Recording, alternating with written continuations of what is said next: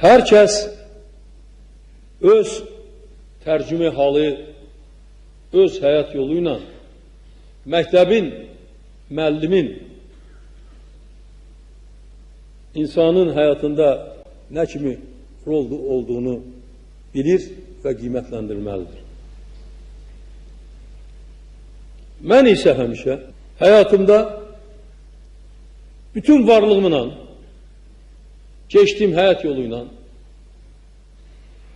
məktəbə borçluyam, müəllimə borçluyam.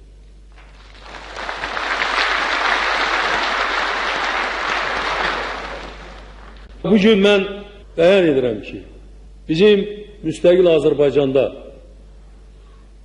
Azərbaycan cəmiyyətində müəllim bugün də, gələcəkdə də ən hörmətli insan kimi qəbul edilməlidir və müəllimlik peşəsi ən yüksək qiymətə layiq olan peşədir.